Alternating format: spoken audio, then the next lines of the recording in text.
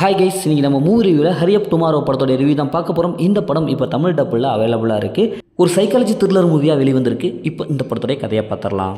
படத்துடைய ஹீரோ ஒரு மியூசிக் டீமை வச்சுக்கிட்டு அப்படியே மியூசிக் ப்ரோக்ராம்லாம் பண்ணக்கூடிய ஒரு ப்ரோக்ராமராக இருப்பார். ஹீரோயின் காலேஜ் படிக்கிற பொண்ணு.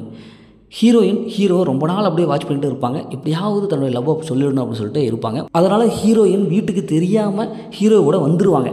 ஒரு மியூசிக் ப்ரோக்ராம் நடக்க வேண்டிய சுச்சுவேஷன் வந்துடுவாங்க. அதுக்கப்புறம் ஹீரோயின் ரெண்டு பேரும் அப்படியே ஒரு பக்கம் போவாங்க. ஒரு காரில் அப்படியே போயிட்டுருப்பாங்க. ஹீரோவுக்கு நிறைய ப்ராப்ளம்லாம் இருக்கும். பார்த்தா தூக்கம் வராது. நிறைய சைக்காலஜி சம்மந்தமான ப்ராப்ளம்லாம் இருக்கும். இவங்க காரில் ட்ராவல் பண்ணும்போது அது தெரிய வரும்.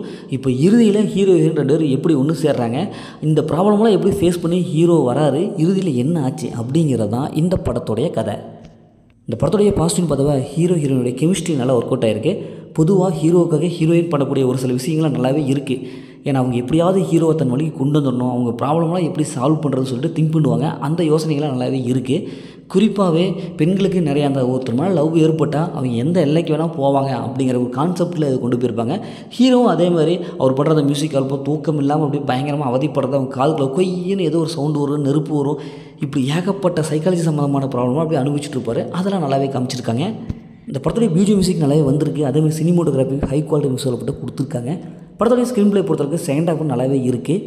இந்த படத்துடைய மைனஸ்னு பார்த்தாவே ஃபஸ்ட் ஹாஃப் ஸ்க்ரீன் பிளே தான். ஏன்னா இது பார்த்தா ரொம்ப ஸ்லோவாக இருக்குது. நிறையா சீன்ஸ் போர் அடிக்கிற மாதிரி இருக்குது. இவங்க ரெண்டு பேரும் சுற்றி தான் கதை ஓயாமல் இவங்க ரெண்டு பேரும் தான் பேசிக்கிட்டே இருக்காங்க. ஹீரோ மேலே பயங்கரமான பில்டப் அப்படி இப்படின்ட்டு இருக்கிறதுனால படம் நமக்கு பார்க்கும்போது அந்த இன்ட்ரெஸ்ட்டே இல்லை. இன்னும் கொஞ்சம் என்கேஜாக கொஞ்சம் எழுதி எடுத்துக்கலாம். மொத்தமாக ஒரு 2 கேரக்டர் தான் காரில் போய் ட்ராவலிங் பண்ணுறது அப்படி இப்படின்ட்டு படத்தை பார்த்தா போர் அடிக்கிற மாதிரியே இருக்குது. இந்த படத்தில் அந்த மாதிரி சீன்ஸ்லாம் இருக்குது. அதனால் ஃபேமிலி தவிர்த்து தனியாக பாருங்கள். மொத்தம் அந்த படம் இப்படி சூப்பராக சும்மா இந்த படம் ஒரு ஒன் டைம் வச்சப்போ தான் நான் உங்களுக்கு சொல்கிறேன். ஓகே, இதேமாதிரி அடுத்து ஒரு புதிய மூவி ரிவ்யூ சந்திப்போம்.